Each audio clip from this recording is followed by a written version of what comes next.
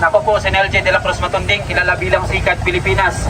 At binabiyahe ko po ang buong Pilipinas para iarangkada po na itigil ang pang-aabuso sa mga nakakatanda. 2024, nasaksihan ko po ang pang-aabuso na naranasan ng ating former President Tatay Digong. Bilang isang individual na nag-advocate ng Anti-Elderly Abuse Act, sinusuportahan ko po ang panukalang batas na yan na inihain ni Congressman Paulo Duterte, House Bill 4696, Anti-Elderly Abuse Act. Saklap lang at ito'y hindi na ipasa. Kaya nandito po ako ngayon tumitindig para sa pangalan ni Tatay Digong na sana masugpo na yung pang-aabuso. Dahil hindi lang mga ordinaryong Pilipino na mga matatandang naabuso, pati na rin po yung ating presidente ni Tatay Digong naabuso po. Binwersa na isakay sa eroplano. Mismo po sa aking paglalakbay naluha po ako dahil tiniis ko po ang hirap para po sana marinig ng ating mga nakaupo na mga opisyales na sana ay magkaroon ng batas para sa proteksyon ng ating mga nakakatanda. Kaya kinagagalak ko po na naka-attend po ako dito ngayon.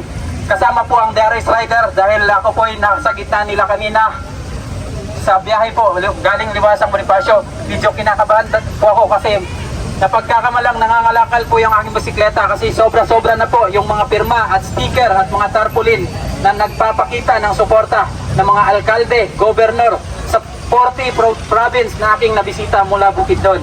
Nagsimula po ang aking paglalakbay 2023, January 5. At ngayon pong August 5 ay magtatatlong taon na po yung aking journey sa kwentong 69 days Bukidnon to Manila using pedicab. Inalalahad ko po sana matigil na po ang pang-aabuso sa mga nakakatanda, hindi lang sa mga ordinaryong Pilipino. At sana makauwi na dito ang ating nag-iisang tatay, nag-iisang senior citizen na naging presidente na nasaksihan ko sa aking pagiging isang binata. Proud po ako na lumaki sa lola at hangad ko po na mayakap si Tatay Digong kung sakaling makauwi na siya dito. Duterte, bring him home! Bring him home! PRRD, bring him home! Bring him home! Ibalik si Tatay! Bring him home! Isang karangalan po. Ako po'y lubos nagpapasalamat po sa inyo. At dito po sa Supreme Court, nabasa ko po ang isang article na suportado din po nila ang batas na yan na Anti-Elderly Abuse Act. Saklap lang ay hindi pa po ito may ipasa-pasa sa ating Kamara at Senado. Sana sa taong ito, magpapatuloy pa rin po ako sa paglalakbay para libutin ang buong Pilipinas. Sa 40 provinces, may natitira pa lang pong 42. Tatapusin ko po yan sa abot ng makakaya para sa ating mga matatandang Pilipino po. Maraming salamat po. Mabuhay si Sikat Pilipinas!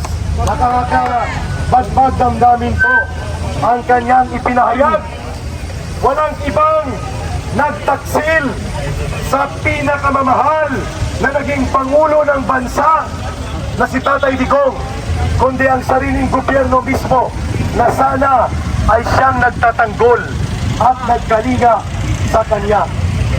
Naging malinaw po na dahil lamang sa ambisyon politikal ay pinalahura po ang karapatan ni former President Rodrigo Duterte at hindi po siya binigyan ng pagrespeto at pagkalinga ng isang matinong gobyerno. Nabubulok from the very core sa pinakagulugod ng gobyernong ito nang aalingasaw po ang kabulukan ng kawalang paggalang sa mga demokratikong karapatan ng taong bayan at puro lamang po maruruming laro sa politika at ambisyon na manatili sa poder lagpas pa sa termino ni Marcos sa 2028. Nakakahiya po ang gobyernong nagtataksil mismo sa kanyang sariling mamamayan. Yan po ang ginawa nila kay Pangulong Rodrigo Duterte. Kaya sa araw na ito, dumadagundong ang panawagan ng sambayanang Pilipino, Korte Suprema! Ipaglaban! Korte Suprema! Ipaglaban! Rule of law! Ipaglaban! Rule of law! Ipaglaban! Yan po ay mensahe ng sambayanang Pilipino sa gustong tapak-tapakan, baliwalain at palasubasin ang desisyon ng Korte Suprema. Hindi papayag ang taong bayan na kayo ay maghari-harian ng mas mataas pa sa poder at kapangyarihan ng umiiral na batas. At pagdating sa batas, Korte Suprema po ang may last say and desisyon. Kaya nandiyan na po, lumabas na sila Congressman Jing Paras, sina Atty. Mark Tolentino, Atty. Topacio, at ang awitin na natin ang Pilipinas Kong Mahal. Pwede ba mga DRS riders, please come forward po. Come across, tawid po kayo. Aawitin natin ang Pilipinas Kong Mahal. Sasabayan tayo ni Congressman Jing at ni Atty. Topacio at ni Atty. Mark Tolentino. Halin po kayo, samahan niyo po si Ka Eric bago po tayo mag-disperse. Mga kababayan, with feelings po, Atty. Topacio, Atty. Garing, Atty. Mark Tolentino, Atty. Manny, Atty. Jing Paras, and Jose Cardeva. Sabay-sabay po natin awitin ito. At bago po niyan, ang mensahe nila para nandito pang lahat.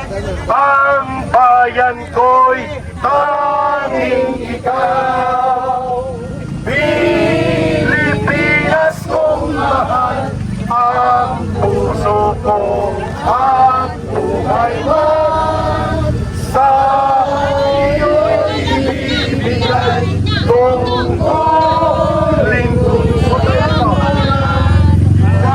Lagi kang paniguran, pag-aya mo'y mabantayan, Pilipinas kong hirap. Saba! Ang bayan ko'y tanging ikaw, Pilipinas kong mahal, ang puso ko at buhay mo sa iyo'y ibibigay tungkulin ko'y gagampanan na lagi kang panlingkuran. Ang daya mo'y mabantayan, Pilipinas kong hirap. Korte Suprema! Ipaglaban! Korte Suprema! Ipaglaban! Rule of law!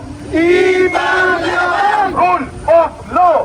Ipaglaban! Ito ang boses ng sambayanan. Ito po ang mensahe natin. Bayan, bayan, bayan ko! Bayan, bayan, bayan ko! Di patapos ang laban mo!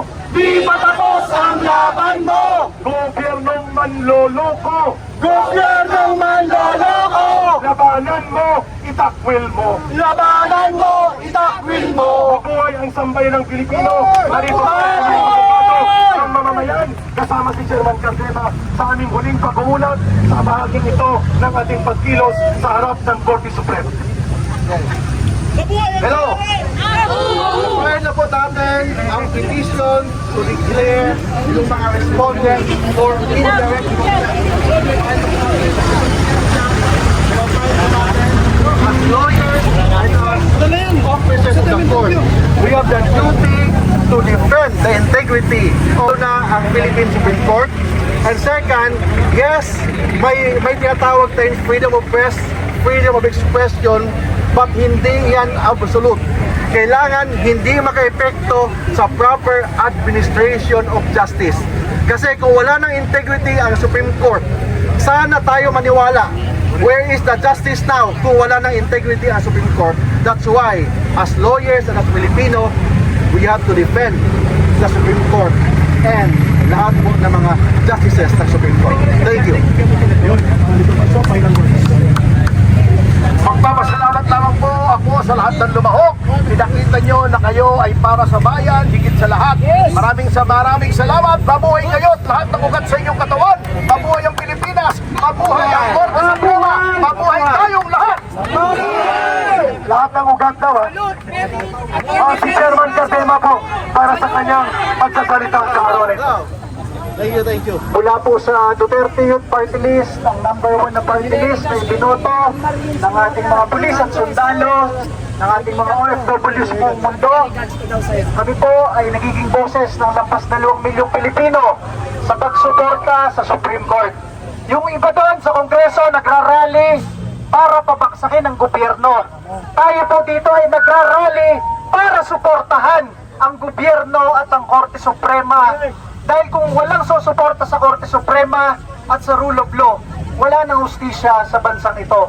Kaya po tayo ay nandito sumusuporta sa naging desisyon ng Korte Suprema na ideklarang unconstitutional yung ginawang impeachment proceeding kay Vice President Sara Duterte. At muli po, mula po sa inyong Duterte Youth Party List, kami po ay nagpapasalamat sa inyong lahat at patuloy tayong sumusuporta kay Pangulong Rodrigo Duterte at kay Vice President Sara Duterte, ang ating susunod na Pangulo sa Republika ng Pilipinas.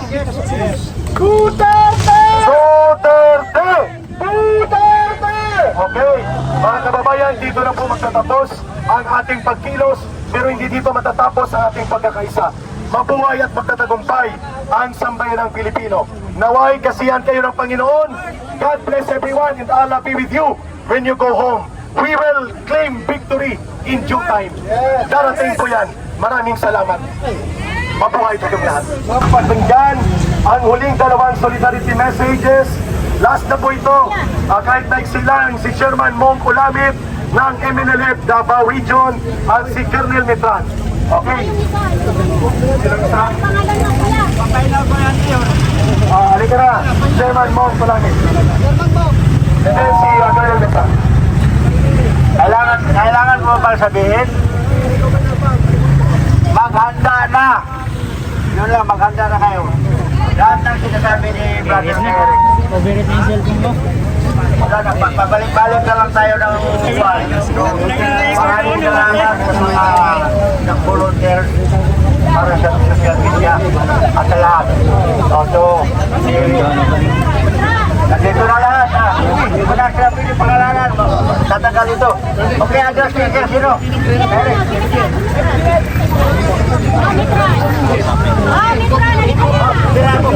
Dirahin mo na. Oh! Pilipino! Pilipino! Mabuhay ang Pilipino! Mabuhay ang Pilipino! Mabuhay ang Pilipino!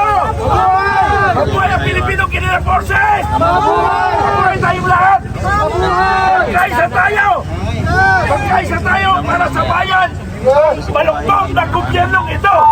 Ang gobyernong ito ay gusto nila tayong sumunod sa batas, pero sila ay hindi sumusunod sa batas. Mga gago sila! Gago talaga sila! Yan yung galit ko. Para sa kalaman ng lahat, ako po ay 6 million dinulong ko sa Bongbong Marcos noong campaign period. Pero ako ay hindi bulan, hindi bigi, at hindi ako pipi. Nagsasalita ako para sa sambayan ng Pilipino.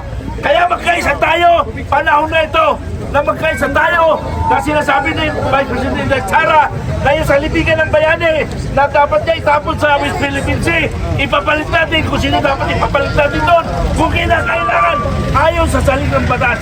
Maraming salamat Filipino Guerrilla Forces. Hindi ko akalain mga kababayan na ako ay isang magsasalita dito na kami dati ay nandiyan kami sa lansangan kanina mga otoridad na nag-aabang sa mga tao. Pero ngayon, ako ngayon ang nagsasalita laban sa gobyernong ito na baluktot ng ating gobyerno. Maraming salamat. So ito yung mga pumunta po dito po sa Supreme Court and nag-file po ng kaso Duterte Youth Party List Defend the Support Court. Dahil nga pumabor ang Supreme Court dito sa mga Duterte, kaya